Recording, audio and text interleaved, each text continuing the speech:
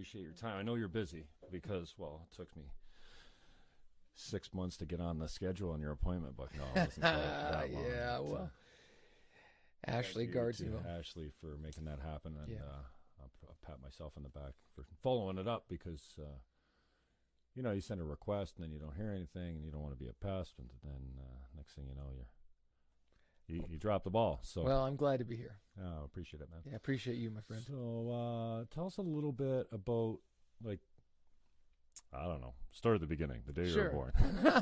No, just a brief recap as far as and you probably got this pat as far as answers go. I am, Yeah, well, I've had a pretty interesting life, and it's really my parents kind of started off. I was born in California. Then when I was 4, we moved to Thailand, so I grew up in Asia, which was an awesome experience. I mean, as I look back, at the time I probably didn't fully appreciate it, but then at 12 we came back to Canada. Yeah, and then 16 years ago came here to St. Catharines. So I've had the amazing privilege to travel all around the world, and now I have the amazing privilege of getting to know this amazing community. It really is a great place, and my kids, this is all they know, and so that's what got me here. And then, so I remember the days when you came in under Pastor Darren, and you've heard me say this several times, man. You really get accustomed to your leadership and spoken word performances from the stage. You get comfortable with it. Yeah. And Darren he's got a talent for that kind of stuff. He really does. And so when you used to hit the stage as assistant pastor, we're like, oh no, it's Bill again. Well, we'll come back next week. No, quickly, let's get out of here. No, we didn't really do that, but I used to come with my mom quite a lot. And then Darren just had a really cool way. He really did. And he still does. He's brilliant. He's out in Vancouver. He is brilliant, yeah. So cool. And then he really got me emotional a couple of times. And growing up Catholic and not really having a strong connection to faith, I'm not speaking for the whole faith, obviously, but his closing got me a couple times. And, with all heads bowed and no one looking around, he did this thing about raising your hand and copping to, maybe you're here and you're feeling this. Yeah. Maybe raise your hand. Maybe you're here and you're feeling this. Yeah. Well, this flood of emotion come out of me. I'm like, I remember going home to my mother. I went with a girlfriend of mine after having a great experience with the Abrahams, Brooke, when she died, a young girl, and totally predictable that she wasn't going to make it. The fact that she made it to 4 was a blessing. Yeah. And the celebration of her life really got me. So when a girlfriend of mine said, you should come to church with me, I said, oh, where do you go? She said, Central. I'm like, oh, I love that church. Because the soundboard is in my mind, right? I want to run that thing. And then so I remember going home after that experience, after Darren brought me to tears in church. Like, I'm not just talking choked up. I was just, I say destroyed, not destroyed, but you don't expect to be emotional all the time. As men, we don't seem to be that way that much, although I see you on stage getting emotional quite a lot. And then I said to Mom, what's all this about? Yeah. Oh, that's just God coming into your heart. And it wasn't until later Pastor Topping said, well, he explained the difference between the head and the heart. And when it moves from head to heart, whether it's love or knowledge or just peace, the Spirit can really mix you up. So well, I think it's because we're all actually wired for it. I think we're actually made to experience something more than just the physical. I think that's why so many people are looking for something, some kind of meaning or purpose. And so they try to find it in all kinds of things. We say, what's the purpose for your life? And we're trying to attach ourselves or feel this more.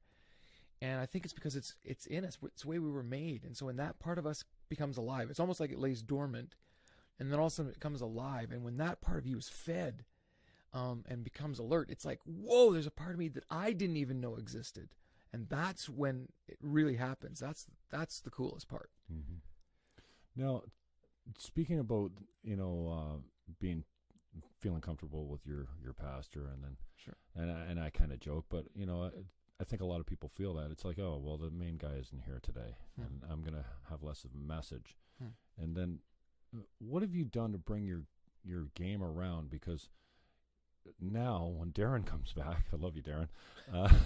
Is he watching? I'm like, oh no, Darren's here, but he's not. Like, wow, you've raised your game to a point. I don't know if it's just my comfort with you now. I know that your speaking has come a long way because, I'm so critical that way. So I wonder what you've done in your professional capacity as spokesperson from the platform that's made everyone else, for everyone else looking up and go, geez, I hope Bill's back next week, including a guy like Darren. Now when he comes in and guest speaks, I'm like, we love you, Darren. Yeah. I don't remember you using notes. He's like, this one was a tough one. And then I went back to a couple old sermons. I'm like, oh no, he does use his notes all the time. So I see you referring to notes, but I don't see notes. Well, I think for all of us too, there comes a point when you actually get to step into who you really are. I think there's an authority that comes with that, a comfort level. And once you really know, and for me, everything comes down to the why. Why do you do what you do? What motivates you? What drives you? And I think when you're given the opportunity to really be fully you and engage in you, I think that's what becomes attractive. And I think a lot of people have that part of them hidden. They don't explore that. So for me, there's obviously a skill part that I've developed and worked really hard at. But it's more of walking in confidence that this is what I was made for. And I think it's hard because it's not tangible. You can't put your finger on that. But when people are speaking or communicating and they really are convinced and it comes out of a place of deep authenticity, like this is just my real thoughts. It's really me. And it's always risky to put yourself out there like that because, again, right? You're criticized at every turn. Everyone's analyzing. We live in a society and culture that gives nobody a break. There's no breaks. There's no grace. Like, you screw up, it's on the internet forever. And so it's really hard to be really authentic. And that's why I look at a lot of our politicians or public speakers and you think, man, is that really you? And when you kind of feel like it's a show or they're just trying to say words that they've rehearsed, it doesn't work. And so I think I've just said to myself, I'm going to just be me and really share only what I believe. If I don't believe it, I'm not going to say it. And if I don't practice it, I'm not going to say it. I think that's another thing that frustrates a lot of people. It's like, it's that hypocrite thing, right? It's like, okay, you said this, but it's not really authentic. I don't see it in you. So I think it's a combination of things. Stepping in your authority, practicing a lot, but then also just being who you were made to be. And I think that's where I'm at. And so I wanted to touch on some of the work, because when I describe you as a heck of a leader, because I see it everywhere. I see it in the parking lot, and I joke, I taste it in the coffee. and I hope it's a good taste. I'm not a huge fan, but I'm trying to get off the coffee anyways. But yeah, me too. Leadership obviously comes naturally to you, and or maybe doesn't. Maybe you got to work really hard at it. But I think you're a leader or you're not. You don't learn to be a leader. You don't learn to be a mentor. You don't learn to be an influential person in your community. You got to work hard at that. But some of the community work that you've done, we talked about the frogs. What color are they again? Red. Red frogs. Talk a little bit about that. Yeah. So, well, I think when you get opportunities, great leaders take them, and I do think you can develop your leadership. I think there are skill sets that you can acquire, and I think in some extent we're all actually called to be leaders in some capacity. But you're talking about like high influential leaders, and it's funny because I would never consider myself one of them, but I do try to take every opportunity that's given to me. And so moving here to the Niagara region, one of the biggest questions is, what can I do to make a difference? Like, what can we do to make this a better place than when we came? I think if everyone lived with that simple motto, like, I've come into this world, it's a gift, it's called life, I'm breathing. You may be struggling through something right now, but the thing is, I believe that you can turn that around. And then the real question is why am I here, and am I going to make here better? And so for me, that was a really big deal. And so my story really is couched in my mom's story. My mom grew up in a really, really bad situation, alcoholic, abusive parents. She tells stories of how when her parents would come home with all their friends, they'd have to hide in the closet, because it was so toxic. And they'd wait until everyone passed out, and then they'd sneak out and try to find food to eat. This is my mom at 8 years old. She's trying to raise. She's become the mom of her sister and her two brothers. And then one day she gets invited to this little country church, and for the first time in her life, she hears these words: "You're loved, you're valuable, you have purpose." She'd never heard that before in her life, and it radically changed her. Now, it's interesting because at this church they had a contest for a bike, whoever brought the most. So she'd never owned a bike. She grew up literally in poverty, and so she said to her parents, "Oh, we got to go get this bike." And it's a kind of a funny story now looking back. I mean, they gave the bike to her brother anyway, which is, is typical of that dysfunction. But through that experience, it changed that whole side of the family. And I wouldn't even I wouldn't exist today, obviously, if that little church hadn't loved people. So we just decided to do that. So here for us in the community, we want to help kids and love kids and give them opportunities that maybe they wouldn't. So one of the big things that we do is we work with an organization called Community Crew. And the big thing that they do right now is lunch angels. They go into schools and they give kids nutrition. And of course, I mean, physiologically, if you don't eat, your brain doesn't function the way it should. And so these kids already are starting off on the wrong foot. So we thought we could do something about that. You may not be able to do everything, but you can all do something. Like I just tell people like that, you may not be able to change the whole world, but you can change the world for one person. You really can. And so for us, we just do with Community Crew. We go into these schools and we just give them lunch, and it seems like a small little thing, but it's actually a really big thing, because who knows what kid in that class is going to be the next Prime Minister of Canada? Who knows what kid in that classroom is going to be the great next scientist who comes through a breakthrough that changes humanity? And so for me, I'm really passionate about reaching kids. And so that's what we do. We just go into schools, we give them lunches, and it's a really good thing. It's a really good thing. Cool. Bill Markham's my guest. Actually, Bill, what are you reading these days, bro? What are you passionate about? Well, I read a lot of leadership books, obviously. Yeah. I'm constantly trying to develop myself that way. And I actually am kind of a Jordan Peterson junkie right now. Oh, dude. So I'm kind not the only one. Yeah. Does that make you a sexist, intolerant bigot? I hope not, because I'm not. Aren't we all that? Yeah, exactly. Aren't we all that way? I mean, ways? the thing about it is I really hate labels. I really do. I think labels are a way of putting another person in prison. And we do that all the time with people, because the label carries with it all kinds of innuendos that aren't necessarily true of that person. I don't think you can ever define one person by one label. And I think it's just way more complex than that. So what frustrates me about the labeling that's going on is that I don't want to be labeled. I want to be understood. I'm a person.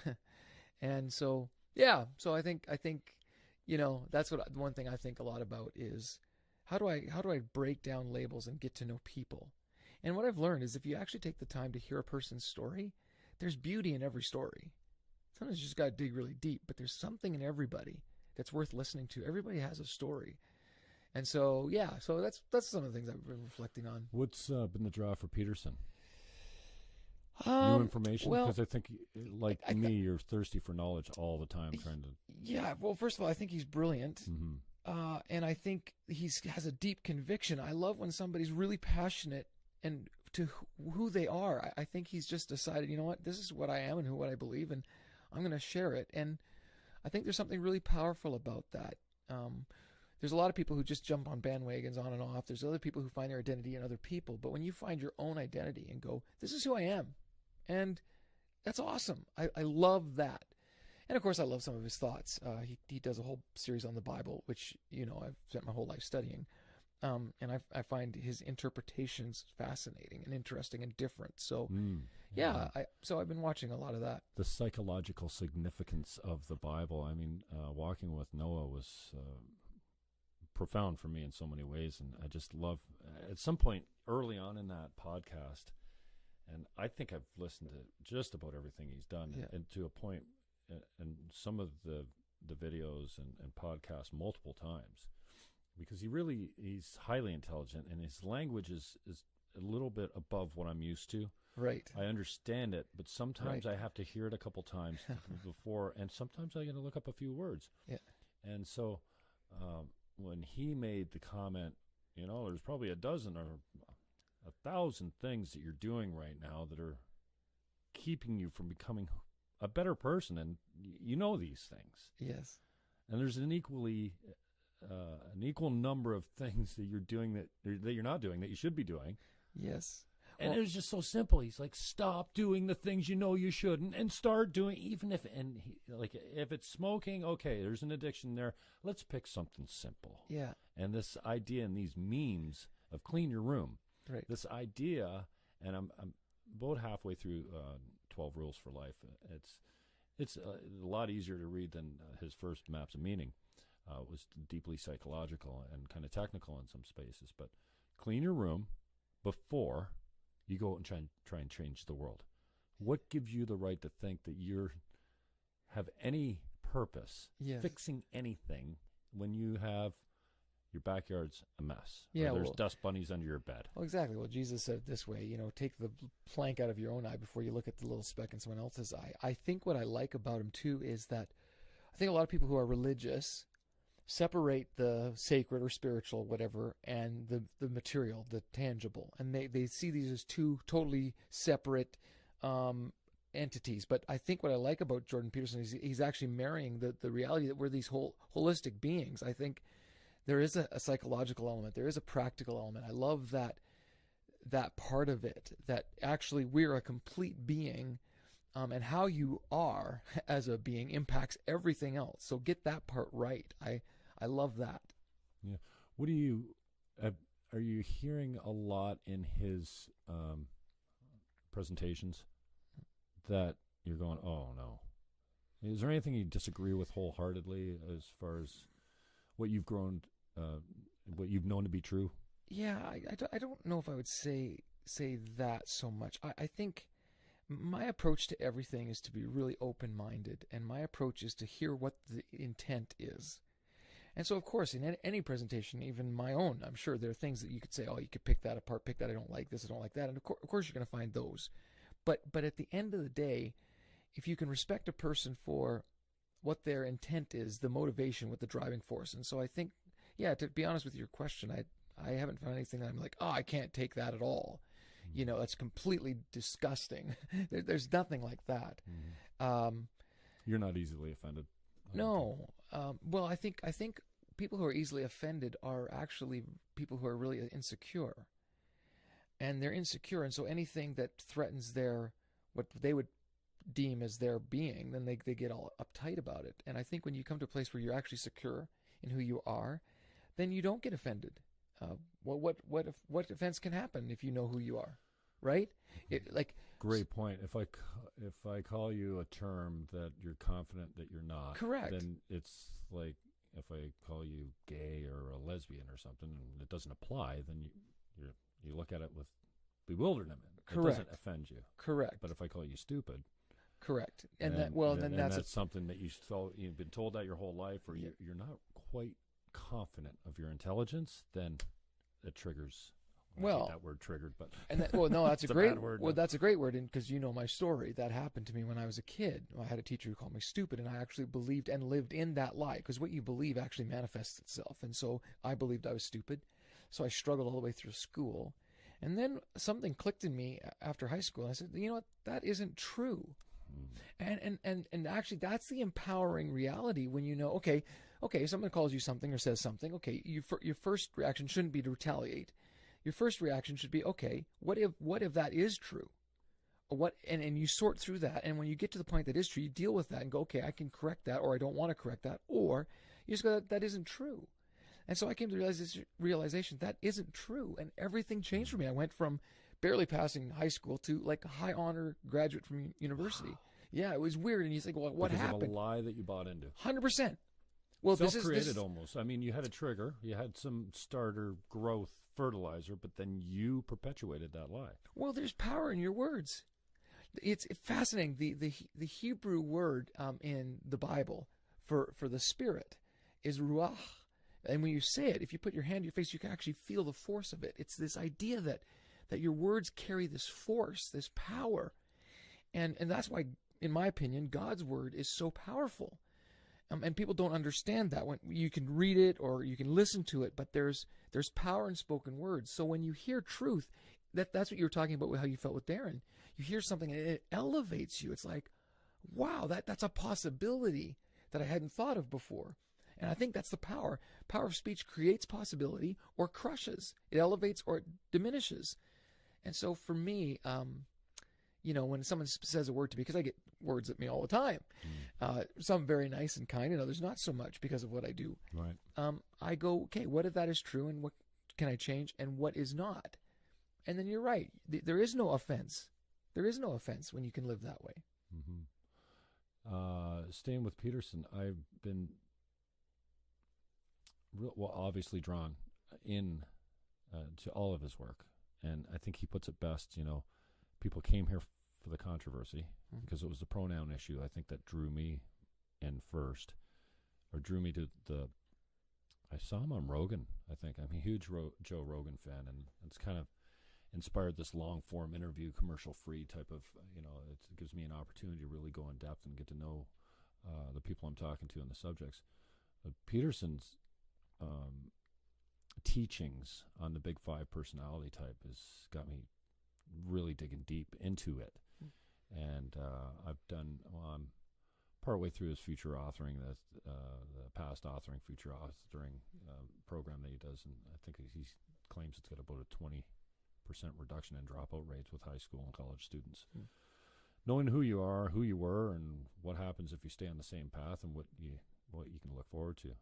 But the Big Five personality type is fascinating to me from the standpoint that, first of all, I find it absurd that you can't say men and women are different without being sexist these days. We're different.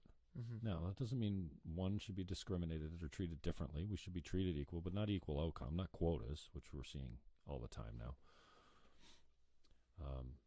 Men and women are different. Possibly races are wired a little differently as far as their tendencies and their personality types. So, and liberals and conservatives are different. And all of us seem to be at war with each other. And maybe it's just me, but I think, God bless him, the election of Trump has really brought a profound awareness for many of us, me anyways. The extreme, you can't hide if you're extreme view right now. And right now you have, I think you're being encouraged to say, hey, this is who I am. Mm-hmm. Alt-right, alt-left. The fact is the majority of us, 95% of us, if you look at the bell curve, the numbers are really low on the extremes. Right. And in the middle, they're fat, and that's where we all live. Right. Where we all have overlapping beliefs and morals, and, we're kind of in the same... We're looking both ways and going, would you guys in the extreme shut the hell up? And so it seems to me that the extremists have a louder voice. The silent majority, the moderate middle, says nothing, basically. Right. Other than, would you guys shut up? You don't speak for me. Right. And then there's this conversation going that started by the extremes. And then we have to get somewhere we've come a long way. Yeah.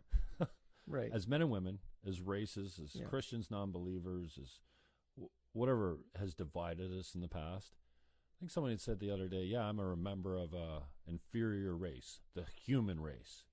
Ashbu Schultz from USS said it perfectly. We all have one thing here that we share, a heartbeat. Yeah. I think we forget that a lot more. And I wonder what your thoughts are on, man, we're really different. We have different beliefs, different cultures, different personality types. Mm-hmm. I love the way he puts the boxes around these personality types. So the liberals are your artists and your teachers and your professors. And, hey, what do you know? Our universities and our schools and our Hollywood is full of lefties. I didn't know that. And they love creativity, open borders, free thinking. They used to stand for free speech. They don't so much anymore because now speech is hate, right? Hateful. And then the conservatives love their boxes. They love their borders. They like the tight securities. They like immigration that's tight. They are more likely to be religious, to have respect for authority, to play within the rules. They run the businesses. The liberals run the businesses that they invent, because the righties don't have a creative bone in their body. Right. The lefties have all the creative. So your business is failing. You want to get it back on track. You bring in a lefty. You invent a new business. You're struggling to run it. You bring in a conservative to run it because they have all the great personality types. All the same with men and women. Women are, well, they're the giver of life. So they have some tendencies, some proclivities, and some personality traits that are productive for caring for life. They're highly protective. There are all kinds of things that men, well, same are, but we have our things that we won't do. But what I'm struggling with is, okay, so we came from a pretty dark place. Mm-hmm. We've come a long way with racism, with tolerance. Oh, man, the pendulum swung so far left. I mean, I don't know how. You have to be tolerant of the intolerant. Well, you should be. But moving forward, I think we forget we still have a long way to go. Mm-hmm. We're better at different things. And how are we going to bridge that gap to a point where we can actually continue to make life better for ourselves moving forward? I just see a huge ideological political divide between men and women, between Muslims and Christians, between believers and non-believers, and maybe not so much, but just profoundly right now, the difference between the right and the left, especially in the States, but in Canada too. Mm-hmm. And we are bitterly defensive of our positions. And this is, I don't know, I've seen a lot of people like me that once were in one political ideological camp.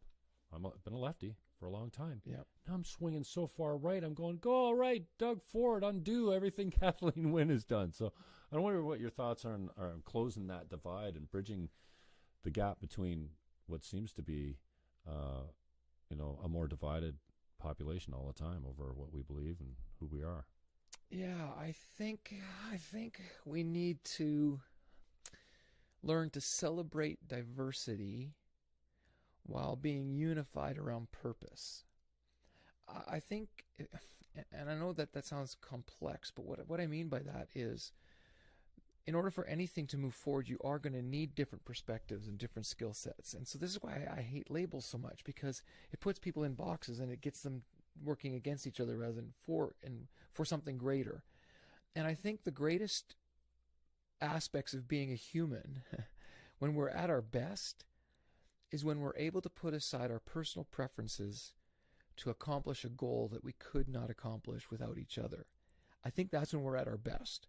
And so I think Canada's great at celebrating diversity, but not maybe necessarily around a unified vision. Like, I guess the question would be, what are we trying to accomplish and why? What is the end game in all of this? Is it just to yell at each other? Is it to push your agenda? Is it, and if we could come up with a reason to exist, and I think this is, as much as I hate war, I think it unified nations, right? It gives them a unified purpose. And you see, that's when people get together, or when you see a natural disaster, right? Someone's written in the Globe and Mail today about Humboldt. And how this is, 100%. We're all humble. Now, that's right. And remember what's important. 911 was a huge example of that. Well, yeah, even on Facebook posts, right? You can add the Humboldt logo, and no one's asking whether you're left or right, in or out, whatever. It's, I think that's when human beings are at their very best, and I think that's what's missing. I think a lot of young adults are really disillusioned because they feel like, well, I have no purpose. There's no reason to get out of bed, or there's nothing to do with my life. And so to find that unifying vision, I think great leaders are able to do that. And I think that's when we're attracted to great leaders. And so, yeah, I guess for me in the Greater Niagara region, I would just love us to have a unified vision around growth and family and so, yeah, those are the things that inspire me. And so, yeah, I really don't like to talk a lot about what separates and divides, because I just find it's not productive. I mean, yeah, we might learn something, gain something if we're open-minded, but most of those discussions aren't open-minded. They're just yelling matches. I'm telling you what I believe. I say this all the time to people who try to convince me of something. I'll say, you know what, you've trained yourself to answer every question I'm going to give you, so we're not going to get anywhere that way. And the truth is, I've been trained to answer any question you're going to give me, so we're not going to get anywhere that way until we strip away the ideologies and get really to the heart of it. Like, what motivates you? Why do you do what you do, Jim? Like, what drives you? Who are you, and what are you trying to accomplish? And then if I understand that and you understand me, maybe that's when the two of us figure out something we can do better. So I actually think that what we're doing right now is actually a celebration of that. You and I have a friendship. We have a connection. This is something you're passionate about. I like talking. So we come together and we hope together that this actually, someone out there listens. It changes maybe the way they think, helps them become a better person. That's our why. And if we were just arguing about ideologies, we wouldn't get there. But if we as human beings could just stop the tension and start celebrating, okay, how do we accomplish something better together? I mean, that's when the magic happens, right? I think that's when we're really at our best. Danny Lamb gets in here. He's watching live on Facebook. Thanks, Danny. Great line. I don't want to be labeled. Yeah. I want to be understood. Great conversation here. Happy I tuned in when I did. Now, labels are wholly appropriate, though, and so are stereotypes. I mean, in the States, many Mexicans are gardeners, landscapers. Right. That's just, they've been drawn to that. There's 45% of them are. Yeah, but is that something they've been pushed into? Yeah, absolutely. Right. So it doesn't make it untrue that many people are, and just like the stereotype, or not stereotype, but the personality types, we have proclivities and natural tendencies. I know, but we won't break the cycle if we keep the label. Right. So because we say, well, that's true, well, then what happens is you set up a system that actually forces that to be true. If we said, it's the same with people who come into Canada who are highly educated from all over the world, and we say, well, you weren't trained in our school, so you're not good enough to be a doctor or a lawyer, so you got to go through this whole process again. And so when you label that, you actually create reality. That's the problem with labels. They do become true. So I was told I was stupid. It did become true. So that's why I hate labels. I'm thinking, well, if we could just strip those away and go, okay, let's get past the label and get to the person. Because there's a lot of Mexicans, if you want to use that label, who are highly intelligent and would be great CEOs in companies. But because we've made it restrictive, companies aren't open to that. So we create these realities, and that's what I don't like. It's the same with men and women. I know we are different physiologically. There's no denying that. But again, when we label this or that and we hinder, it was like for the longest time women weren't allowed in the workplace, not because they aren't smart, they're brilliant. As a matter of fact, we need more women in the workplace, but they weren't allowed because they were labeled as, well, stay at home and homemakers. So that's the problem with labels. And that's why I'm so passionate about it. I don't want to be labeled, and I don't want to label you, because it actually restricts and refines and confines you rather than elevating you. Unless you're going to use a good label, like you're amazing. That's a good one. I'll take that. It's this idea that all discrimination is bad too. We use discrimination all over the place. Like I have a tendency for women I find attractive. I can't do anything about that. Right. I don't. Right. But maybe where does it become? Where's that line? I don't. Yeah. I'm looking for a specific line, but there's fair discrimination. You can discriminate against intelligence. Employers do it all the time. Right. But unfair discrimination against your faith or your skin color or what have you. I mean, that's unacceptable. But discriminating over intelligence has been acceptable for some time, and nobody ever says, "Well, I'm unfairly discriminated against because I have a low IQ." Right. Well, I think what you're hitting at is actually what I call wisdom. There's always still a need for wisdom and discernment, and those things are in life. When you meet people or in social constructs or you're going through life, you need to be able to navigate. Yeah, is this person safe or dangerous? You need that wisdom, or I need a specific skill set for this. So wisdom dictates, okay, you fit that better.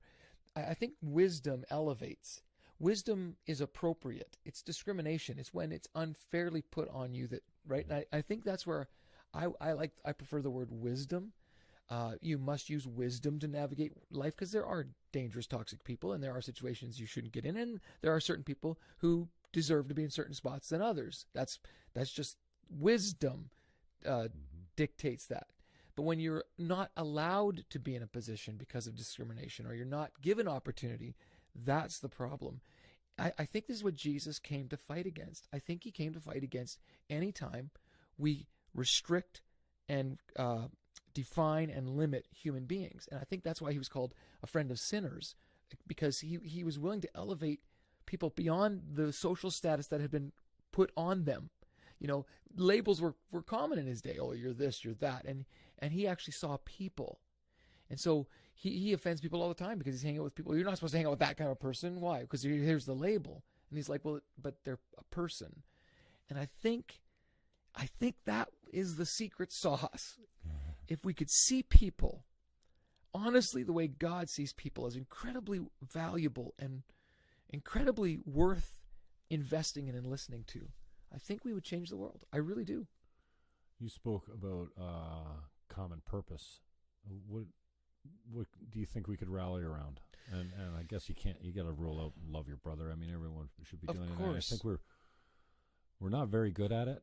And, you know, I often push back against when, I don't know what verse it is love your neighbor like yourself. Yes. Well, I think today's society is not, the population or people in general are not good at loving themselves. We do all kinds of things that tear and destroy ourselves down, including our own lies and addictions that we continue to put up with. What do you think a common purpose would be? In the Niagara region? What if in the Niagara region we decide that there's not going to be a single child who lives in poverty? What if we decided that we were going to give every child who lives in our area the opportunity for a legit, solid education and a real opportunity to take opportunity, whether they use it or not, take advantage of it or not, but not being limited because they live in a certain area or they go to a certain school or whatever. No limitations. Imagine what it would be like for the community to rally around that and say, we're going to make sure, we're going to ensure that every kid gets the very best opportunity or chance in life. What would it look like if we were to rally around giving employment? Like what would it take for everyone to have a job? No, I'm not saying there's going to be people who maybe don't want that, or but what would that look like? These are the real issues that are real people are really going through, and I think we need to focus on how can we elevate our community. I think that's why we live in communities. I think it's why we as human beings have always been drawn to tribes. We want to be a tribe so that we feel like we belong, that we've given opportunity, and I think there's power in that. Mm-hmm. But I think in our culture, we've bought in fully to this individualism that, well, how do I benefit? Or what am I going to get out of this? We vote that way. We vote for the platform that's going to get us what we want. We make decisions based on, well, what do I think is best for me?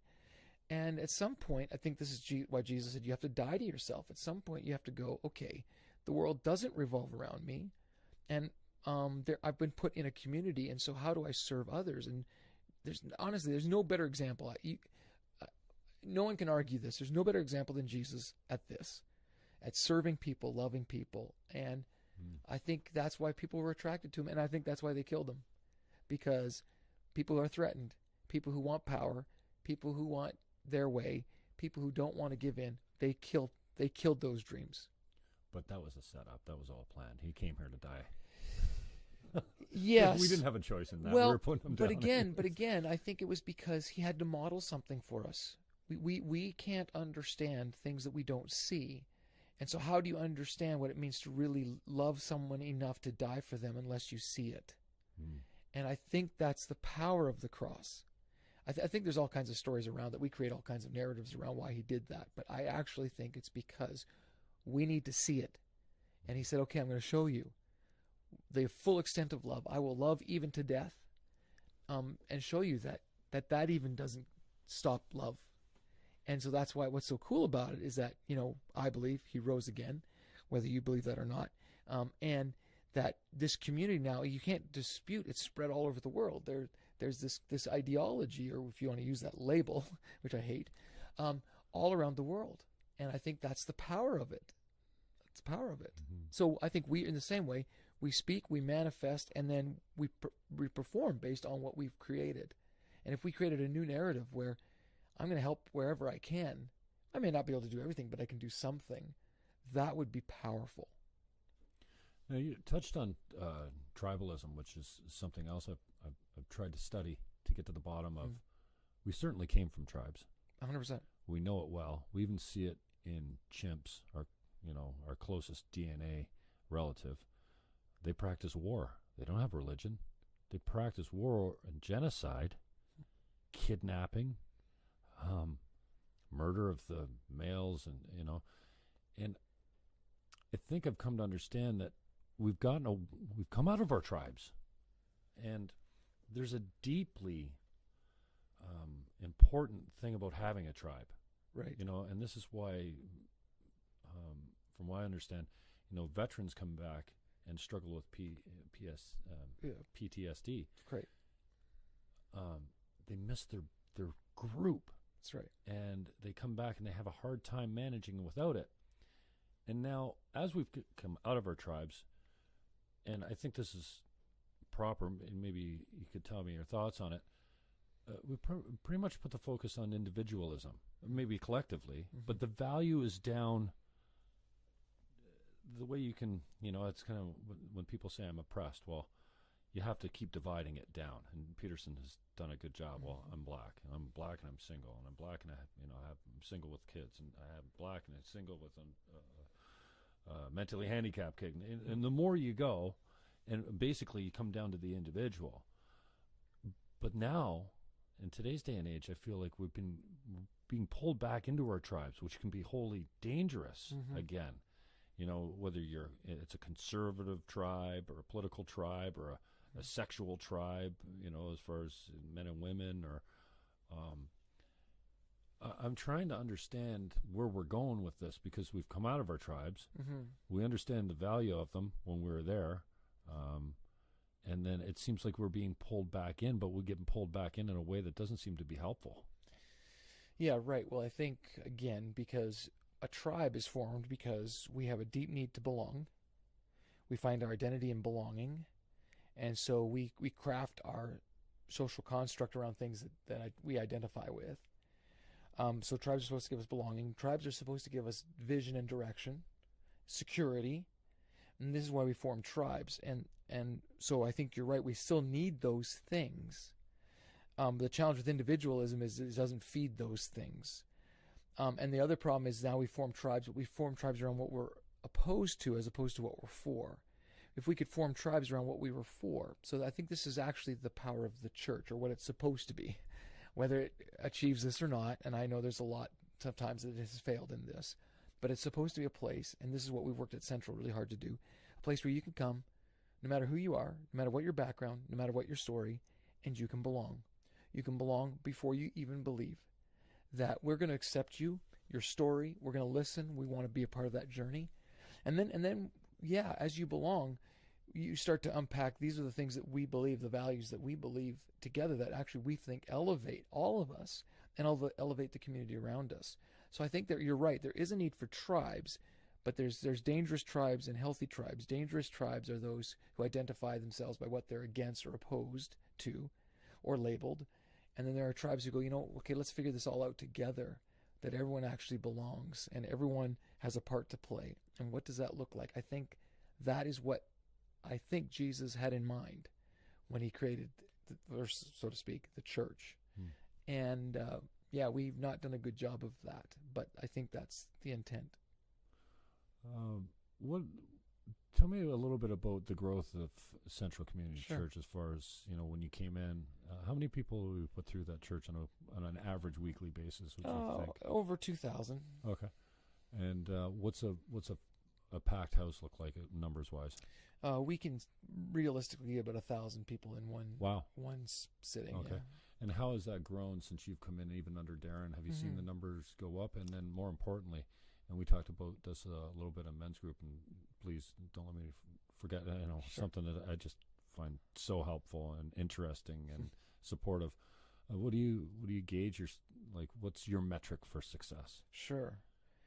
Well, for me, I mean, the metric for success is life transformation. And I know it sounds like an ethereal, ideal word, but I really love it when somebody opens their eyes to a new possibility. And I've seen that in you. And so I think that's the power of the story. And for each person, it does look a little bit different. But when we got here, there wasn't really a clear vision or direction. And so I think the first thing you need to do in any organization or any family. So if you're watching and you're in a family, if you're watching and you own a business, if you're run any kind of organization, the very first thing is you need a really clear vision. You need a really clear why. Why do we do this? And so for me, my why has always been because people really matter to God. And so they should really matter to me. And so then we began this journey of actually creating a culture, because once you have an idea, or the why or the vision, then you need to create a culture around that. It has to become the DNA. And you actually touched on it. You said, I feel it in the parking lot. I feel it in the coffee. That's the culture part. That's when it moves from an idea and it starts to actually manifest itself, not just in the leader, but in those who are being influenced by that leader. So then that once you create that culture, then people are either attracted or repelled from that culture. So for us, we've worked really hard at Central to create a culture where, you know what, you really are welcome. You're welcome, and we want you to feel like you belong, and we want you to feel like you matter, because you do. And we want to hopefully, inspire you with a new possibility, a new way of thinking, a way that will actually propel you forward as a human being. Because I actually believe that everyone is created in the image of God. I believe that. And so I think that part of us needs to be awakened. So why have we grown? I think, well, there's an organizational part of it. As you grow, each time we hit a growth barrier, we started at about 400, then we went to 700. That was a growth barrier. Then about 1,100, 1,200. And each time you hit a growth barrier, you got to restructure. You got to reorganize. You're talking about weekly participation? Yeah. Okay. Wow. So then you got to reorganize. You got to reorganize because what you do. So and just let me stop you there. Yeah, sure. So when you first came to town, you were putting about 400 people a weekend? Yeah, there's about 400 people who'd come on a weekend. Yeah. So. And how many years? 14 years? 16 years. 16. Nice. Yeah. And so we've hit our next growth barrier, and I actually believe we're going to break through that, and we're going to see a dramatic growth spurt again. But every time, so going back to this vision, no matter who you are watching this, you need to ask yourself personally as an individual, what's the vision for my life? Like, why do I get out of bed? And it can't be to pay bills. I mean, you're made from way more than that. Don't settle for that garbage. Then the second thing is you got to go, hey, what's the vision for my family? And if you're the leader of that family, whether you're a single mom or a single dad, or you live in a mom or dad, whatever, you got to why do we exist? And then you got to think of it for every organization, and then it's got to become part of the culture. So growing up in our family, my kids always heard, well, this is what Markhams do, and they'd come over and they say, well, I went to my friend's house and they do it this way, and I'm like, that's awesome for them, but that's not what we do.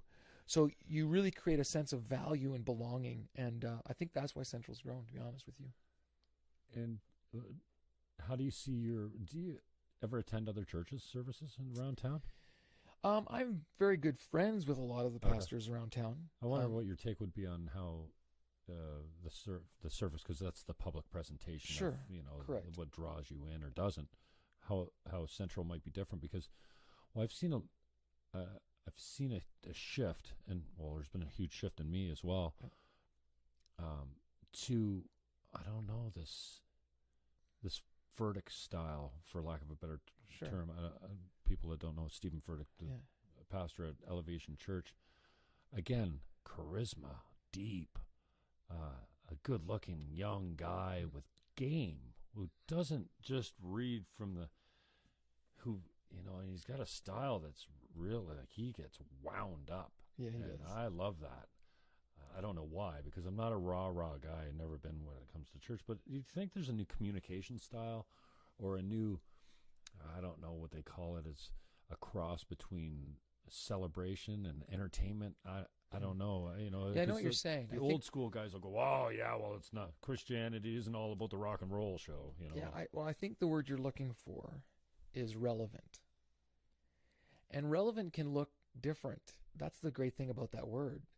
Relevant means I've taken the time to really understand who's in my community, and I've really taken the time to think about what would meet their need, what would be relevant or interesting or engaging to them. And I think that can look a lot of different ways. And I think there's a lot of great churches in the Niagara region, I really do, who are relevant. The other word I think you're looking for is authentic. So Stephen Furtick, I will never be Stephen Furtick, because he is who he is, but he is authentically himself, and he's very relevant in the sense that he's engaging. He talks about things that I actually want to listen about to. So I think we've worked really hard to be relevant. And I actually think, despite common misconception and labeling, that the Bible is relevant. There's a reason why the Bible has been the best-selling book forever. There's a reason, because if people who read it properly and apply it properly find its relevance and application in everything they do. And I think when churches struggle is when they actually stop understanding that the Bible actually is relevant to their context. Because culture is always changing. Context is always changing. One of the great things about being a human being, too, is our ability to adapt. We adapt really, really well. unfortunately, some structures and organizations can't adapt or won't or don't. So that's why big box companies will shut down. They'll go bankrupt. It's why entrepreneurial enterprises on the other side move ahead, because they are relevant and authentic. So for me as a personal individual, I ask myself, am I relevant? So I say relevant by coaching volleyball. Like, I just hang out with kids, and I listen to what they listen to. They get in my car and they listen to their music, and I hear what they're talking about. And I try really hard, even though I'm an old guy now, losing my hair. I really try to understand where they're coming from. And then authentic is, you come hear me. I'm just me. It's like I'm nothing special. I'm not. I'm a normal human being with normal struggles and normal ideas and failures and faults and flaws. But there's something that's changed inside of me. And that's the story, right? The story is, okay, here's what I was or what I struggled with, and here's how I've been able to overcome it. And with God's help, that's what we, in Christianese term, is our testimony, right? It's our story. And everyone has a story, and everyone's story could be better. And I think God wants to infuse his story with our story. So it's like his power with our story to make something beautiful. I think that's, again, where it's at. Yeah, we made many strides, and those numbers are really impressive. And I know there's different metrics that you can celebrate as far as success goes. How has the message changed in its delivery, if any? Well, I think for me, and again, let me just talk to the metrics piece for a second, because I think people get caught up in the numbers, and they think that's our metric. That's how we measure success, and it really isn't. I'll tell you how we measure success.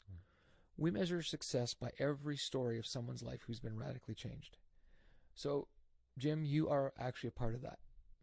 The fact that we're sitting here talking, the fact that we're friends, the fact that we hang out on Thursdays is a successful metric for me.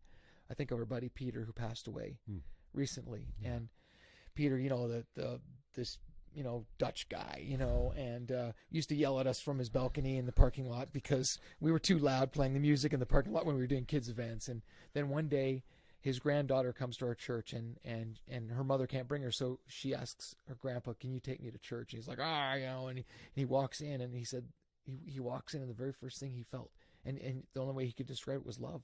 Right. I remember. And he'd never felt that. And then he came to our guys group, and it was a journey, a transformation, and then he passed away. But he passed away in this incredible peace. And so I think of stories like that. I think of stories of some of the kids from Lunch Angels who've come, and now they're bringing their whole family, and they've got a new perspective, a new outlook on life. They actually believe that they can be something. So for me, those are the metrics that matter. And I could tell you story after story after story of people who've come who are broken and frustrated and empty and lonely, and they've allowed this new story to become a part of their reality. And it's changed them because it's given them a new perspective, a new opportunity. So that's the real metric for us. But as far as communication, I think I just try to stay relevant. We're going to do a really fun series this summer. Fun series. Oh, yeah. You've been pretty serious lately. We've been really serious lately. And so we're going to do a fun series just talking about relevant topics. And so we're going to talk about, we're going to call, one of the sermons is called Dancing Prime Ministers. And you can just figure out what that one's about. One of them is called Capitalistic Pig. We're actually tackling some of these really relevant subjects that people are going, what do you think about that? And does the Bible have anything to say about that? So that's coming in the summer. So I think that'll be a lot of fun. Yeah, right now we're digging pretty deep, but then again, that's seasons, right? You try to, as a leader, you try to figure out where everybody's at. And right now we're kind of in this really powerful, deep series about the kingdom of God. What does that really mean? And how does God's kingdom matter here? But yeah, so yeah, that to hopefully answer your question, our metrics are by individuals, not by numbers. To me, it doesn't really matter. I mean, I love when more people come because that's more opportunity, right. But it's the individuals. And as far as what we talk about, I just really try to be relevant and authentic. Yeah. I'm glad you mentioned Peter because I'm often, continually, I don't know what the right word is, surprised by my reaction to death sometimes. Princess Di, I didn't follow Princess Di, but it didn't make me, sob, but I was like, why is this affecting me so much? It seemed like a really tragic story. Peter, love the guy. different bird, man. And we're all like that. I mean, I'm sure. But isn't it great that we didn't label him? Yeah. And we included him? Yeah, no, absolutely. Right? And I love the fact that the first time he walked through the door, he said he felt love for the first time or something. And then you come in, that was during 21 Days of Prayer. I think he sat down beside me and said, Peter died. I'm like, Peter who? Peter, men's group, lives across it. I'm like, and I was rocked. I was sitting with Roger, thank God. Supportive Eagles fan. Yeah. And I couldn't keep my shit together. I came undone. And even Carlene went, yeah, I saw you struggling there. Yeah. Like you got up and, you had no idea, but I was, and I felt this overwhelming amount of guilt for my judgment of him, for the self-talk that went off in my head when I was standing talking to him in church because he was different. Yeah. And then I'm never going to see him again. Yeah. And hey, I mean, I loved him. Just, I'm judgmental, and that's, me, I've copped to this so many times. It's something I'm really having a hard time dealing with, this grace. And I also go back to, I think that's the way we're designed.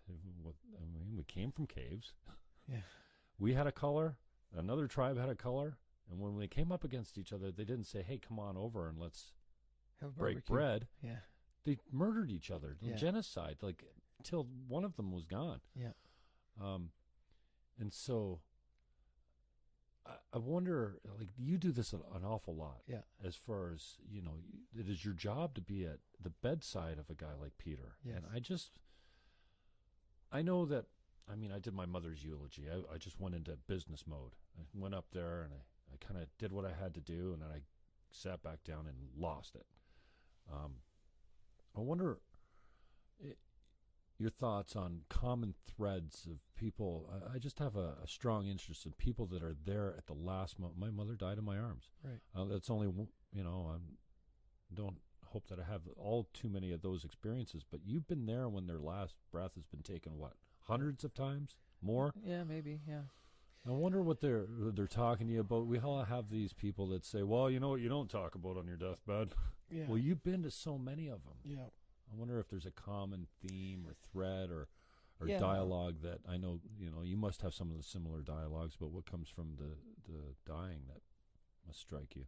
Yeah, well, I want to touch on something you said first, and I think, the question is, why does death impact us so heavily? And of course there's the piece of loss, which is really important to grieve. But I think it's also a reminder of how valuable and precious life is.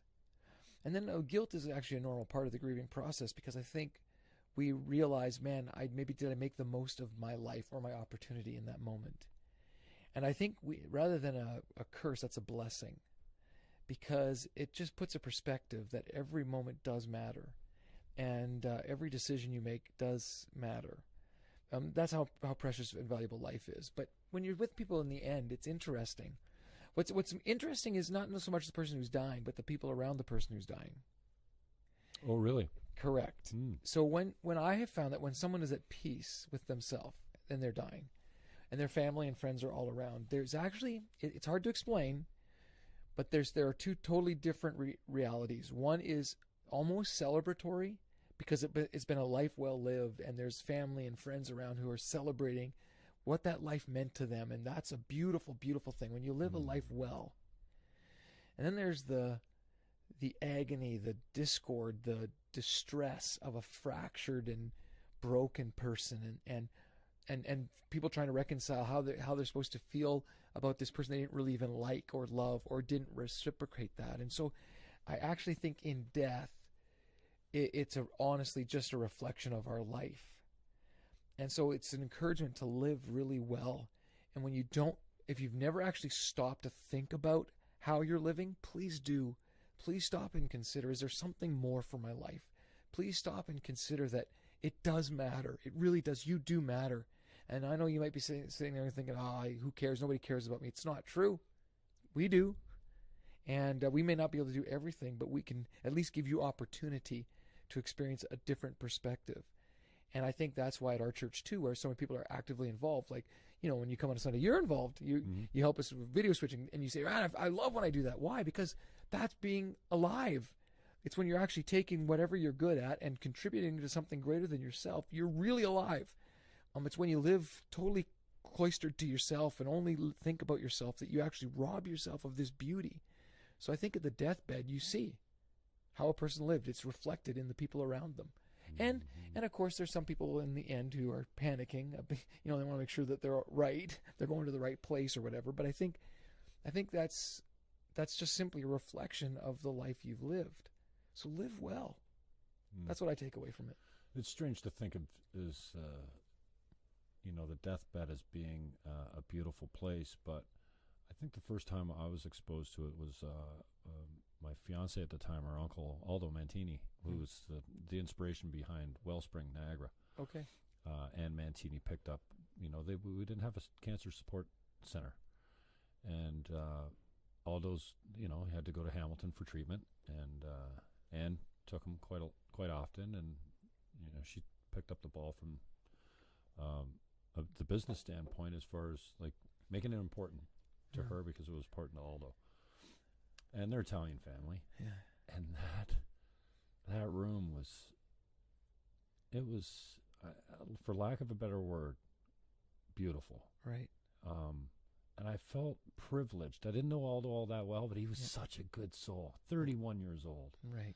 And just a sense of humor that would get you every time. And he was the first one to throw a jab, which I love. Right. And sad and absolutely beautiful to be in that room at that time. And I don't know, I often think of my mother's. It was beautiful to have her. I wish she was still here, but she died in my arms. I mean, at least we had that. So I've grown on that, in that department, where I can find beauty in something. Brooke Abraham's funeral. Yeah. That's like, if it wasn't that day from my mother saying, "You going to Derek, thing for Derek and Sue and Brooke?" Like, okay, well, I'll go with you if you want. I wasn't committed to going. Right. I didn't even know Derek that well. Right. And I'm walking in and I'm like, wow. And back in the day, the drum kit was enclosed in a plexiglass room. Yes, it was. I'm like, oh, look at the video screen's like 20 feet wide. The platform is it's a rock and roll stage, man. Like, look at this place. We got carpeting, padded seats, central air. I didn't have any of that at St. Alfred's. Well, they had central air. I joke about being Catholic, but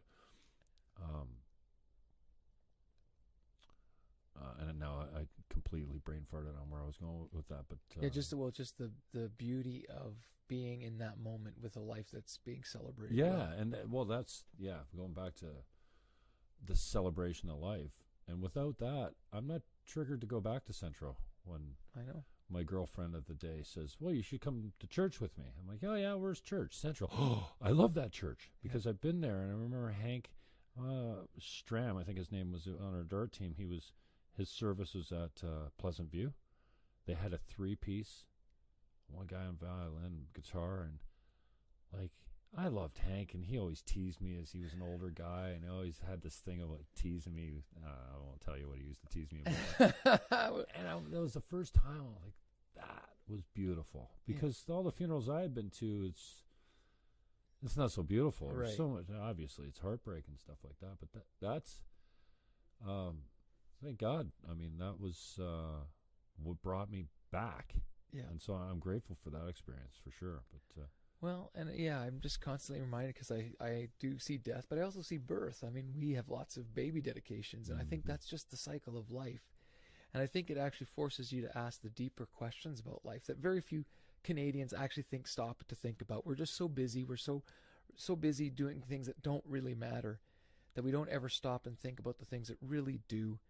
And so I was even thinking, like, little things, like when I was taking my kids to volleyball, all the time, and making the most of those opportunities, rather than, oh crap, I got to drive here again or do that. Or it was like, no, I get to be with my kids, or you have a conversation like this, and I value this because, okay, this is an opportunity for us to be together. And I think when you live life with an other's perspective, man, is it beautiful. You see things you didn't see before. And actually, it's funny, my wife is really good at this. You know, Carlene, I mean, she's amazing at this, and so she's taught me a lot in this area. But just to value your time with people and to live a life that matters. Like, I just wish everybody would find that for themselves. How many volunteers you got rolling in every week in that place? Oh, hundreds. All at once? Yeah, I should know this, but because we have such a large staff, I have a great team that takes care of a lot of things. But I know that for a Sunday to be pulled off, there's hundreds of volunteers who are involved, all the way from our security teams to our our parking lot team to our serving team, the blue shirts, to the orange kids. It's grown teams. quite a bit too over the years. Oh, absolutely.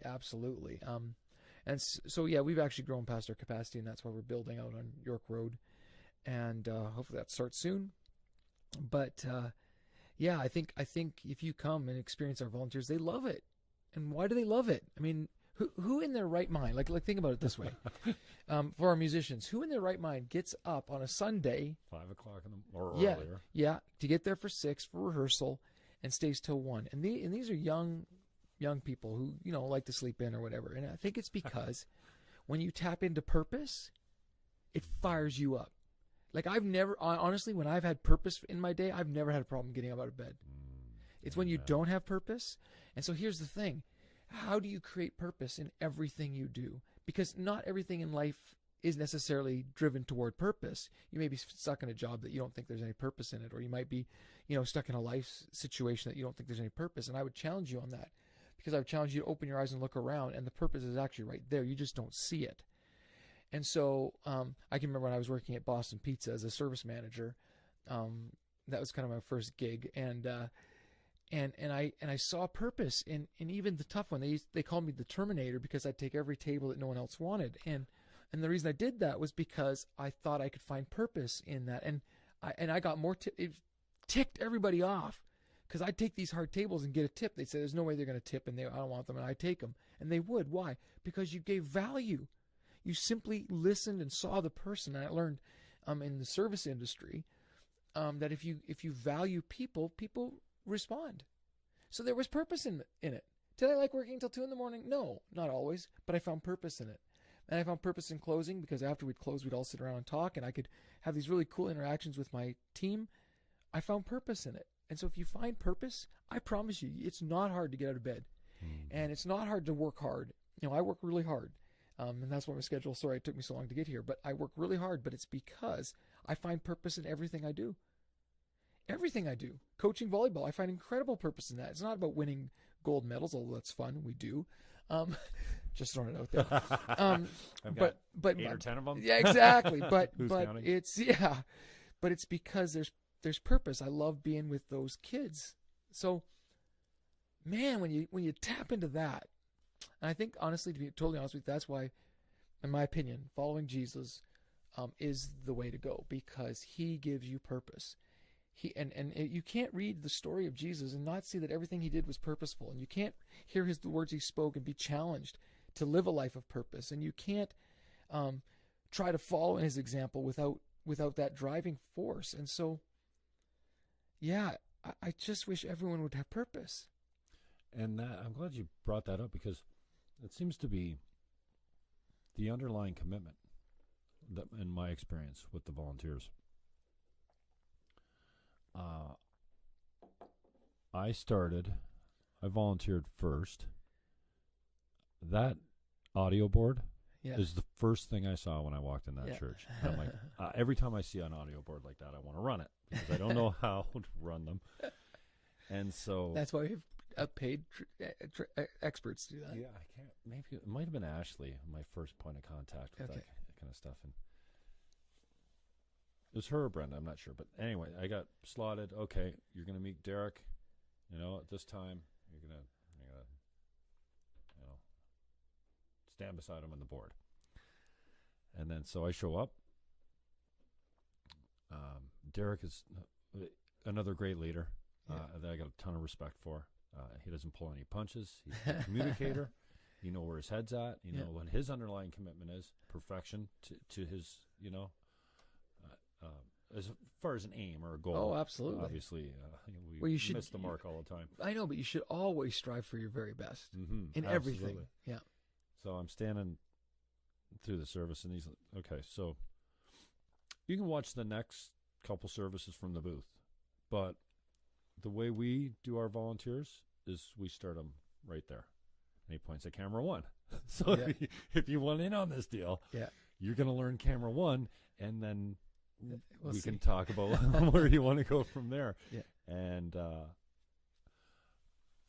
once I got into the booth, working camera 1, showing up at 7 o'clock in the morning, working till 1. And I say working, I think you call it serving, and I'm okay with that because it really seems like you serve in a higher purpose. Yeah.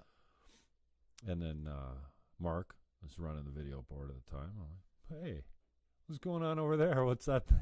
What's that guy doing with all those screens? Because, again, similar to the audio board, I feel like I have a mind like an air traffic controller. I can go around and start a bunch of jobs and actually work a bunch of jobs, maybe not effectively, but multitasking. And so my brain kind of is all over the place, and I love the video because you're watching 5 or 6 cameras, you're communicating to your people to tell them what shot you want, you're making the switch. I thought, oh, this is easy the first couple times I got on it, but then I watched my performance. And thank you for the room to grow as a switcher, to all the people that have been my trainers and mentors and managers throughout my time at Central. Such a cool experience and I don't experience this in my work life. I'm an independent contractor selling real estate. I really don't have a business where we're all rowing together. Right. I haven't had that for a long. I've been a realtor for over 25 years, so that's something I really appreciate. And then the fact that we're all going in one direction is great too. But then the hearts of these people, and I've told you this story before, and again, I think it points to leadership filtering right down to the parking lot. I mean, I pull up with Charette, my girl at the time, and that used to be such what a beautiful place for us when we're, rolling together, and just, we couldn't get close enough to celebrate this, just sitting there. And so I pull up, I'm always driving when we're together. I pull up, and this guy comes up to her side of the car. I'm like, what's going on here? Does he want us to move, or what's he doing? He was getting her door. Yeah. He opened a door. Welcome to Central. Big smile. Just a tiny, really black with thick accent, and it's what's going on here? Oh, welcome to Central. I got on. I'm like, dude, I thought you were going to tell us to move the car. That is so cool. Come on. I love you, man. Yeah. I'm telling a stranger, I do that a lot. Hug this man in the parking lot and just tell him I love him and thank you. And so that's something that's really filled me up. And then once I got on video, I spent probably a year doing camera, and it's great. Move, zoom, focus. Move, zoom, focus. Move, zoom, focus. And I love the communication with the video director, even though it's mostly one way. You just do what you're told, and you execute the shot. And if he keeps saying camera 1, you're doing a good job. You got the right shot. If he's not going to you, you don't have the right shot. And then, but I came out of that booth there about 3 weeks ago, or maybe a month ago, and it was just like I'd come off the radio. I was higher than a kite, man. And I remember when I used to get done at the station, I'd come out of the station and I'd be like a kite, man. And you couldn't knock me off that game all day, because I just spent 2 hours on the radio. I did what I thought was a successful job, and different from how I watch myself on video these days. And I came out of that video booth going, oh man, this is so full. But you know why? It's because you tapped into purpose. You tapped into it. Expand on that, because I don't. Okay, so purpose. Yeah, I'm making. We're all going the same way. We're making. We're bringing God to people. Maybe and make the videos look good. Purpose. I don't know. Yeah, and I'll tell you why. Because the culture at Central has always been, this could be the Sunday that, and we fill in the blank. This could be the Sunday that somebody who's just brokenhearted, something tragic has happened this week, comes, and all they need is to know that they're loved and accepted. This could be the week that a person comes in and they're wondering whether life is worth living, and they're actually even questioning that. And so today we're going to get the opportunity to tell them, no, you do deserve, you should live, and it's worth it. And this could be the Sunday that somebody needs a life transformation or needs to see a different perspective. This could be the Sunday that somebody's been asking their friend to come to for 12 weeks, a year, and they say, okay, fine, I'll come. And they're going to be blown away and surprised like you were when you walked in. This could be that Sunday. And what if this Sunday you could impact somebody in a way that would impact them forever? That's the culture we've created, that it says, listen, so that you're not just giving a cup of coffee, if you work in the cafe. You're not just wiping a baby's nose if you work in the nursery. You're not just switching dials, pushing buttons and switching dials. And because you hear me, my spiel, right, every week. You're actually doing something that could be the difference. So for you, video switching, there's people who watch all over the world. So what if that you do such a great job that people are engaged and they watch, and that could be the Sunday that they say, my life does matter. There is something more. So that's what purpose is. Purpose is when you tap into that thing that's bigger than you and you just jump into that river, and that's why it feels so great and why it's so easy, and you can spend 5 hours and you're like, well, that felt like 30 minutes. Because the torrent of purpose is so powerful. And so I think for us and for you and for anyone who's listening, just find that. And we can't find it on our own. That's our problem. We need help. And I think that's where the church comes in. It's a group of people who are trying to figure it out together. We're not perfect. We don't pretend to be. You know that. We don't have it all figured out. That's okay. But we're trying to figure it out together, and I think that's what makes it work. And I think that's what you're trying to articulate. It's purpose is when I'm doing something that's bigger than me. That's why when you go on a missions trip, if you ever get a chance, you got to go, man. Next time we go, I'm gonna personally invite you. You come with me, because there's something about that. Or if you've ever served and whatever, ever done anything good, that just done something that's good. With no expectation of what you're going to get back in return. That honestly, that is the highest high you'll have. It is, and you know this from personal experience, and I know it from personal experience. When you give something with no expectation of what you're going to get back, I don't care if I get a pat in the back. I don't care if they say thank you. I don't care if I get remunerated. I'm just doing it because it's the right thing to do. That is purpose, and that's awesome. Yeah. And it's funny you put it that way, because I just feel like, hey, I'm doing my job well, or I'm learning a new skill or something. I come out and I'm up here. I'm not really engaged in the conviction that, I'm making a difference for my fellow man. But today. you are. Yeah. So whether you acknowledge it or know it or not, you are. So that's what you've tapped into. See, here's the thing about it. Part of the thing is going into it without that expectation or knowledge. Really, well, I guess you should be conscious of it as well. They 100%. always remind us. 100%. That's why we remind you every week before we start. This is why we're doing it. This could be the Sunday, and it does matter. Man, it does matter a lot. And for me, it's always, we think our culture is so big, and like unless you're a superstar, you're nothing, and that's a lie. If I live my whole life and I only make a difference for one person, my life will have been well lived. If I, at the end of my life, have my kids who still love me, and I have a wife who still loves me, and I have friends and family, and I have a few people who maybe say, you know what, my life was better because Bill was in it, that's a life well lived. It's so simple. What's more than that? Yeah, it's so simple. We've made it way too complicated. No one's going to care what kind of car you drive when you die. No one's going to care what kind of house you live in. No one's going to care how much money you made or what your title was. Who gives a rip when you're dying? What they are going to remember is the investment you made in them. I don't know, parents will say, well, I'm investing in my kids because I'm paying for all their stuff. Well, you know what your kids want? They just want you to be present. You know what people just want? They want you to be present. And this is why I always say with Jesus, on the cross, he, I always, make this thing. He died for our past so we can be free from it. And he has our future. And he has those things stretched out on the cross, and he's just present in the moment. And I think that's the power. Have purpose in the moment. Okay, so you feel like, my whole life is a screw up. Forget it. Today's a new day. Live in the power of purpose today. And I'm so worried about what tomorrow's going to be. Don't worry about tomorrow, Jesus said. Tomorrow will take care of itself. If you can find that purpose in today, it's beautiful. Today will be an amazing day. You'll go to bed and go, wow, today was a good day. And that's all I want for people. Honestly, that's why I do what I do. It's why I chose the occupation I did.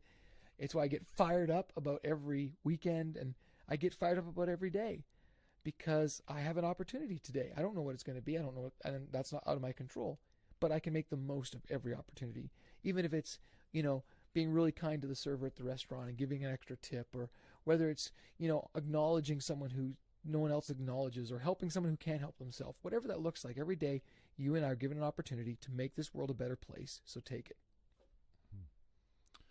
Did you have to overcome any stigma from the old Central, what was it called before?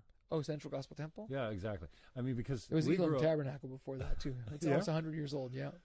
So I wonder, the faith, the denomination hasn't changed, right? I mean, no. We grew up cafeteria Catholic. I don't know if that's disrespectful, but I mean, we went to church on the important days, Easter, Christmas, what have you. I was confirmed, baptized, First Communion, confirmed in grade 8 or something like that.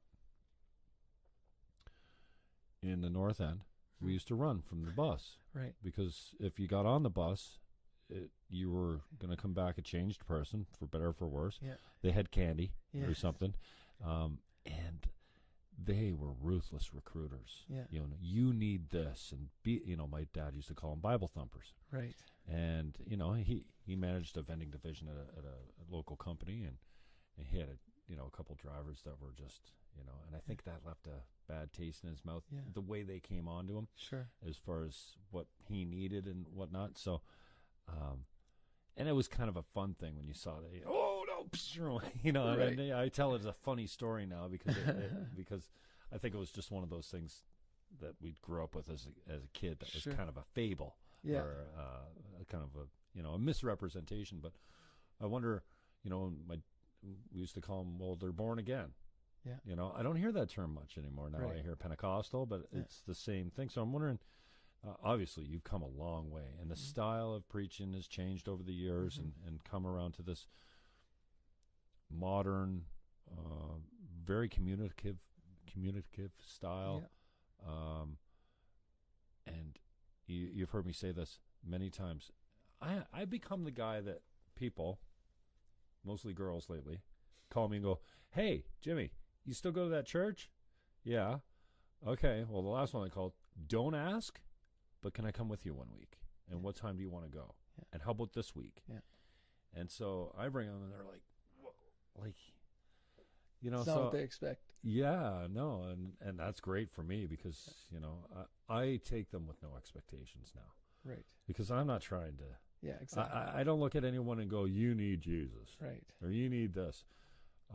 Purpose, there's a flashcard that, everyone could probably get behind. But I wonder how that denomination maybe has changed, because if it hasn't changed as far as what the church represents, Catholicism stayed the same for thousands of years. Yeah. What is the whole faith changed as far as, I don't know why I find it acceptable now. And, I'm sure there's some from the old school that hate this, but I call it rock and roll pretty church, because the first half is a concert. Everyone's good looking on stage. Even the boys are good looking on stage. And then, you're a decently good looking guy. You got a different way about you. And then like I've said before, it's, if you listen to a Bill Markham sermon for 20 minutes and you haven't heard the word God or Jesus or a scripture, that's not out of the ordinary. So it's more of a soft sell, I find. I think that, and again, I think there's always good and always bad, and if you look for it in everything. And I think that's why I keep going back to the why and the driving motivation. And so I guess what has changed, if anything, is I am really passionate about helping people who have never been to church before ever feel like they belong. They're comfortable. They understand it. I've worked really hard in my language to go, okay, if I do use a term that might be out of the ordinary, we explain it and why. Because I want my friends who maybe don't go to church, if they were ever to come to church, to go, oh, this is a place that I understand and I feel like I belong. And so, I mean, you know, you talk about the bus ministry. A lot of good things happened out of that. I mean, Sue Abrahams is one of them out of the bus ministry. How so? Well, she came on the bus. Oh. Yeah. So you see, in everything there can be some good. Sure. Oh, yeah. And but I make fun more than oh anything. yeah, no, I totally get it. But for me, it's how we've just tried to create a space that if you brought somebody, or if you're watching and you come and you've never been to church, you'd go, oh, wow, I did not expect this, and you actually understand it, and there's something to take away from it. So yeah, I think, and that changes, right? Because culture changes, music styles change. I mean, like, right? So we try as best we can to play music that you'd kind of maybe hear on the radio that wouldn't be out of the ordinary. Oh, Imagine right? Dragons. I know. And David does I just know. a great job up there. And if people are watching, you've never seen it, go on our website, centralcc.ca, and just look at that, the Kickoff Sunday and the Imagine Dragons cover. But again, we recognize music is just a tool. Everything, communication is just a tool. Right. And so we want to make sure that the tool is sharp, so to speak, and we also want to make sure that the message is clear, that the tool is working in the function that it was designed for. And so there's nothing more frustrating than trying to hammer in a nail with a wrench. It doesn't really work, right? You got to know what tool you've got, make sure or trying to cut wood with a dull blade. So sharpen your tool, which is for us is music and communication, and make sure the message is relevant. You mentor all over your life. I guess you're a teacher, leader, all over the place. I didn't know you're I knew you're a volleyball coach, and I knew you took it seriously. And I'm pretty sure you're as competitive as they come. Maybe a little too competitive. I may have been. I love the stories, man. Yeah, I may have gotten a yellow card or two in my life. Maybe. Talk to me about the kids and how that fills you up. I get, I talked to you about Benjamin. Yeah. Oh wow, I love the kids is the wrong word because they're young adults. There you go. Nothing more filling than mentoring someone there. Yeah. And I didn't know that people go to that school specifically for the volleyball program. And we're talking about Eden, just in case knows that you're the volleyball coach. Just the girls? No, I coach boys and girls. Yeah. Okay. And right now we're doing co-ed, so that's cool too. Co-ed volleyball? Yeah. Competitive co-ed volleyball? Yeah. Yeah. The girls play in the front row, the guys play in the back row. Well, of course, the girls are going to be in the front. Yeah, exactly. Yeah. No, it's yeah. It's a lot of fun. I think I love it so much because if I can invest in a kid to the point where they actually believe in themselves, and to be honest with you, it's beyond volleyball. Yeah, you can be a great volleyball player, but there's more in you, and I want to call that out of you. So we did this thing before our Ontario Championships this last year with the girls, and I just went around the room and I said, I'm going to tell you something about yourself that I see in you, that maybe no one else has ever told you or has seen in you. And it was this really beautiful moment, tears were shed. Tears, I was going to say, yeah. Absolutely. But again, it was because I wanted each of my athletes to know that their value went far beyond their athletic ability, that there was something in all of them that someone just needed to call out and believe in. And so for me, I coach because I love volleyball. I mean, my wife, I will tell you, I'm a junkie. I watch volleyball all the time. It's a bit of an obsession. No, it's the collegiate channels, or you have a special sports package for this? Yeah, I got the. Well, you can get Canada West has every game. So with Trinity Western University this year, I watched every game they played. You get that where on cable or? Yeah, no, you just go online, stream live. Okay. Yeah, live stream, and I watched the University of Hawaii for whatever reason. I like watching them play, and so I watch it, But for me, I love volleyball, and I'm passionate, and I'm very intense, and I have been known to lose my temper, which I'm working on. What's losing your temper look like when you're Bill Markham? Oh yeah. F-bombs flying? No, you got a dirty mouth? no words, no words. Usually, something might get kicked over, or something might be snapped, just on occasion. But those are very rare and few and far between. Awesome. But no, so as much as I love volleyball, I love letting these kids know you matter a lot, and that you have actually something to contribute, and don't get labeled or defined by being a volleyball player. Don't get labeled and defined by whatever. You're more than that. So that's why I love it, to be honest with you. You know, I love it when you scold from the platform. I know you do. Because I think we all need it, frankly. Yeah. I think we lose track of our purpose and our humanity and our tolerance and our love for each other. You know, Yeah. I'm a Philadelphia fan because Philadelphia, that word You should actually be scolded means for that. something. You deserve scolding for that. That's terrible. And I haven't heard you scold us from the platform No, lately. not yet. That means one's coming. So if you're going to scold I'll let you know. the congregation, I'll let you would know. it be over? Well, for me, you know me. It's usually over when we don't treat people with dignity and respect, when we don't value. That was the last one. I think I remember you talking about a hat. Yeah. Somebody getting a hard time about a Yeah, hat. well, someone. wearing a Well, a hat. kid wore a hat into our church one day, and an older gentleman knocked it off his head. And as soon as I found out, I These said, older guys need to be dealt with. I had Well- somebody complaining about the volume the other day. I'm like, dude, "Yeah, well, how old are you? No. but you're right. You're right. Well, but they do deserve respect because we wouldn't be there without joke. them.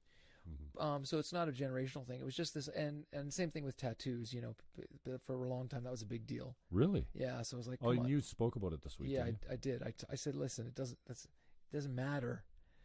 But to some people it really does. So I got to be careful with that. But for me, no, I get frustrated like Jesus did when religious people use their religion as a weapon.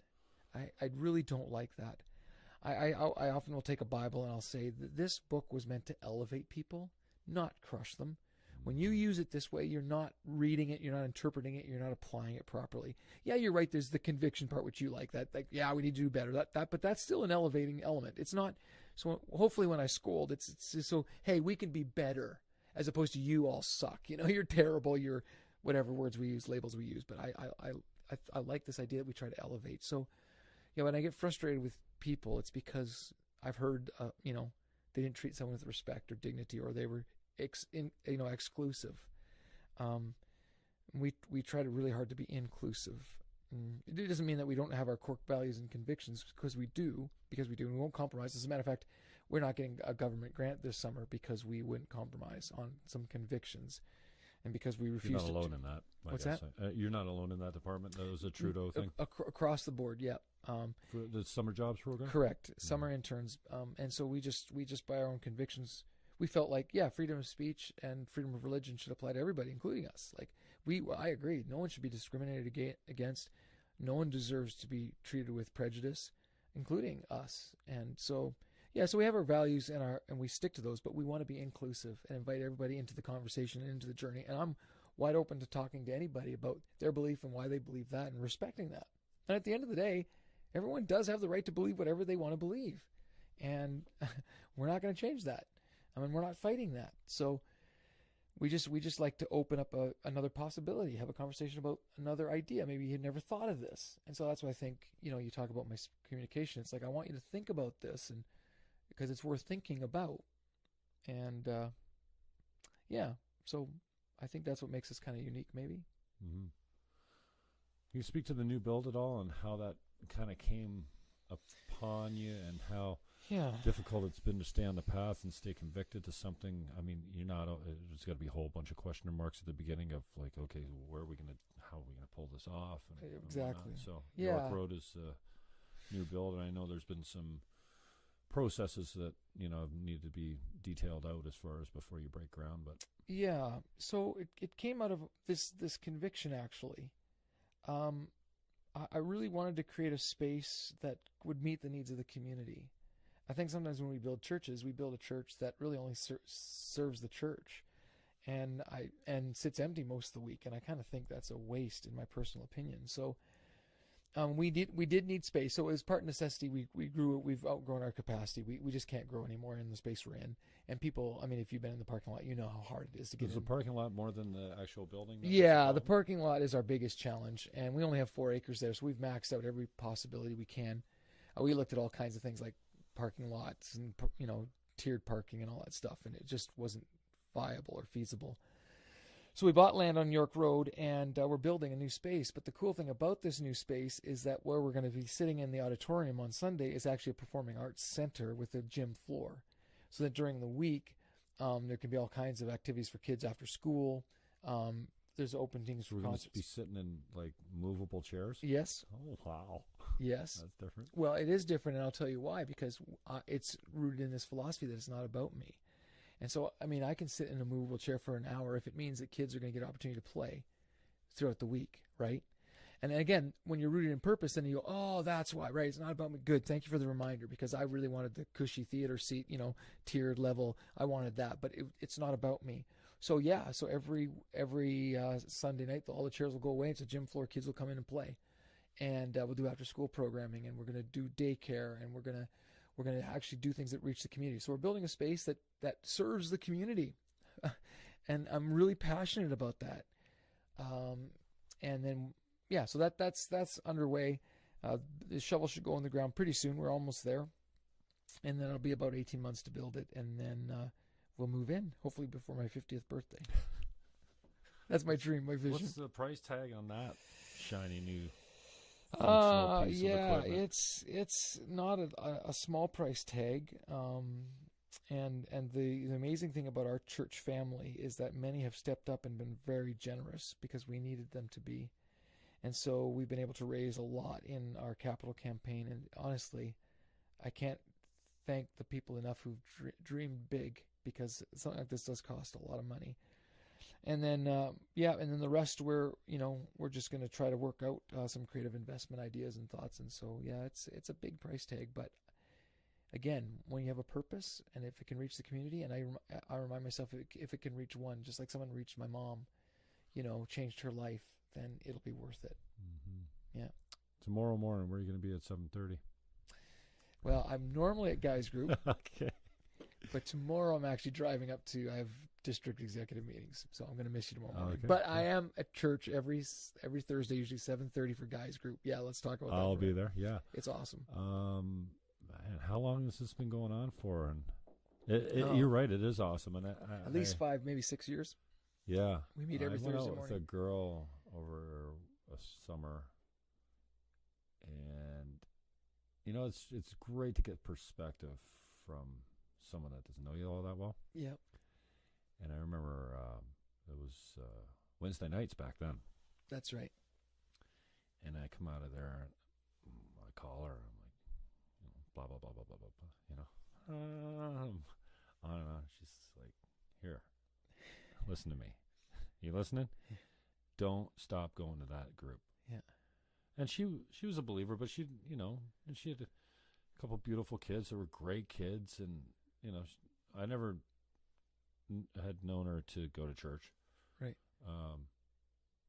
But she had no problem talking about it and bringing it up, and she said, "Don't. Yeah, you are so lit up when you leave on Wednesday nights." Yeah.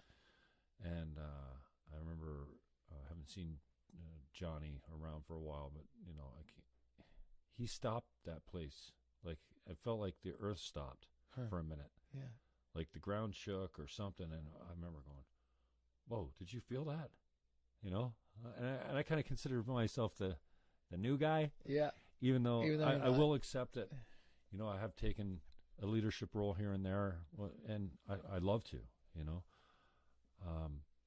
but just her insight into whatever you do, go to that every week. And I struggled with it, here and there, and I'm pretty loyal when it comes to showing up. And it's gone through some transformations and different formats. Yeah. And I'm good with that. But it's been surprisingly helpful, and not only from a knowledge standpoint, because we do a certain amount of talking about scripture. Yeah. Although it's not like a Bible study session. Correct. I love the live fact, chat. Yeah, I love, and man, your sermons are very much like that too. Mm-hmm. I find many people saying, "Gee, I thought he was talking to me." Yeah. Oh, that, and I went from sitting in the back row, coming in late, and leaving early with my mother. Yeah. Or the kids with, the parents with kids. We used to sit there because it's dark. Yeah. And it's closest to the door, and I don't want to talk to anyone. In fact, I don't even want to shake your hand when I come in. Right. Leave me alone. Right. So now where are you sitting in the third row? Yeah, second row center. A lot of times I come with my niece, or when I was coming with my niece, and, it was the fight for who would sit in front of Greg Sykes, because it's the Greg Sykes show. Yeah. And when you would look at me, I know you don't see very well with the lights in your face, but and I heard so many people say, yeah, I really felt like he was talking to me, like he wrote that sermon for me, and that's talent, man. I know what that's like to be sitting in the audience, and I wasn't familiar with what it was like when you looked at me and you nailed something I was struggling with, and I asked you to stop doing that because it makes me feel like, stop looking at me when you're nailing it, man. But maybe you're nailing it for a lot of people. It's been a really cool experience. I've learned so much about myself and other guys there too. And Peter, as an example, was just another great story of how deeply you can be touched, and then not even know. Like, I didn't know that Peter had made an impact on me until he was gone, and then I felt a whole wave of emotions. But and now we've got a whole new crew coming through there, and it's been different in size, and we've kind of changed it up a little bit. But I love that the guys can still hang out afterwards. Yes. I love that I can bring a stranger who's not even religious and just say, hey, come check this thing out with me. Yeah. And I'll go, oh, okay. And for them to sit there and go, dude, this is really cool. Yeah. Supportive learning environment, and also a connection that I think is really maybe not missing today, but maybe not celebrated as much as far as men go. Yeah. Men celebrating men. We seem to have all kinds of groups designed for women, but not so much for the men. And then this stereotype and the label. Yes. Men don't talk. They don't communicate well. They don't get in touch with their feelings. Well, in our group, that's not true. Yeah. We dive deep.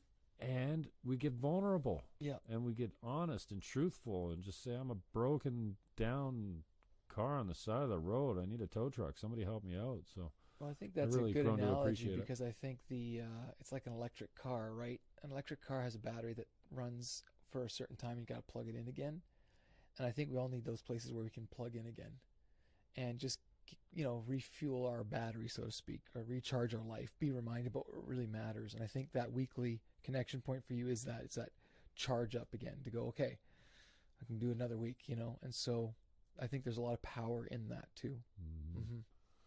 Yeah, the connection between the guys has been an amazing experience, and something I've benefited from quite a bit. So I appreciate your leadership around all that, and I appreciate you coming in. We're coming up on 2 hours, so I'm going to cut you loose and get you out of here. Is there anything finally that you want to say inspirational to anyone that might be watching that's, I don't know, just if I could just encourage you that your life really matters, and you're important and you're valuable. And if you don't feel that, could I encourage you just to check out a church or ask somebody, talk to somebody. So I just want people to know that they really do matter.